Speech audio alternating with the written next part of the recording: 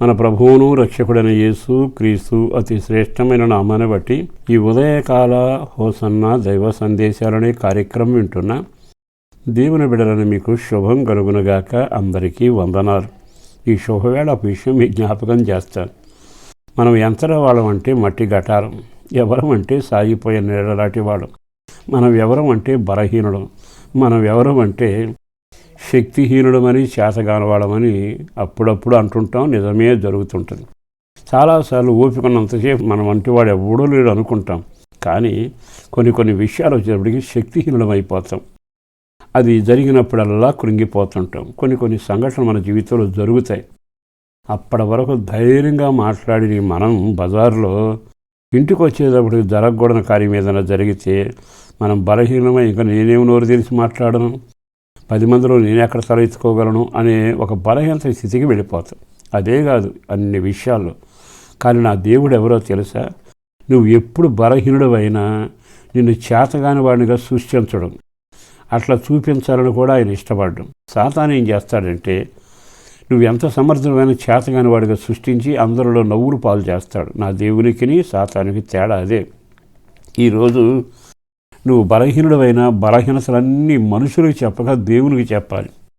దేవుని దగ్గర బ్రతిమలాడు, అయ్యా నా బలహీనతలు ఎరిగిన వాడు నన్ను కనికరించవా అంటే ఆయన ఎవరో తెలుసా? కుమారుడు గనక కౌగిల్లో దాస్తాడు. తప్పులు చేస్తే ఆయన దానిని ఇతరులకు బయలుపరిచేందుకు కాక సరిచేయటానికి ఇష్టపడతాడు. కనుక నువ్వు ఎప్పుడైతే ఆయన వైపు తిరిగి ఆయన వైపు చూస్తూ, ప్రభువా నా బలహీనతలు ఇవి, నేను ఈ పడవను కూడా నడిపించలేకపోతున్నాను, ఈ విజయాన్ని సాధించలేకపోతున్నాను, ఈ విధమైన కార్యాన్ని నా వల్ల కావటం లేదు అంటూ నీ బలహీనతలు ఒప్పుకుని ఆయనకు అప్పగించుకోవాలి. ఎప్పుడైతే నీ బలహీనతలు ఉన్నట్టుగా ఒప్పుకొని ఆయన దగ్గర చెబుతావో ఆయన జాలి పడతాడు, కనికరం చూపుతాడు.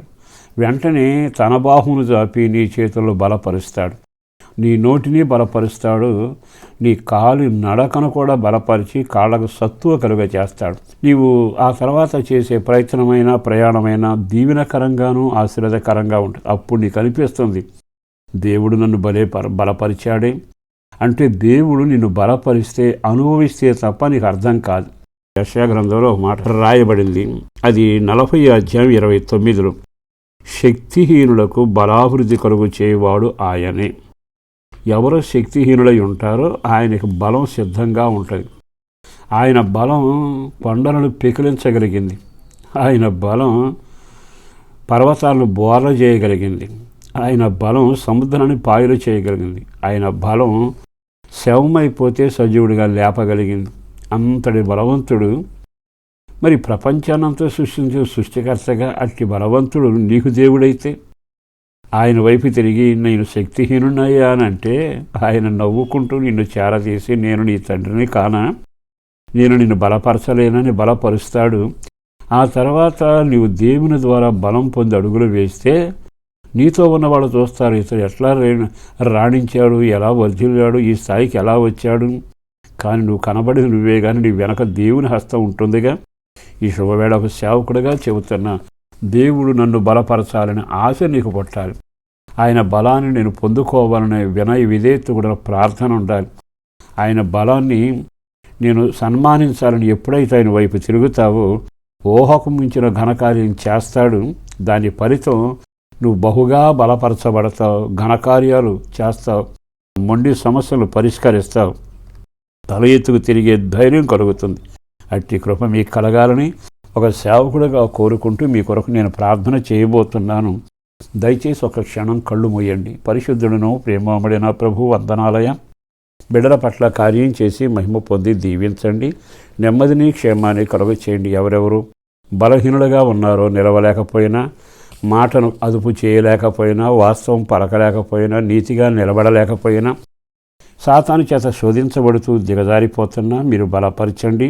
శక్తిహీనులను బలపరిచి ఓ పవిత్రమైన యథార్థమైన మార్గంలో నడిపించే దేవుడిగా వారిని బలపరచండి.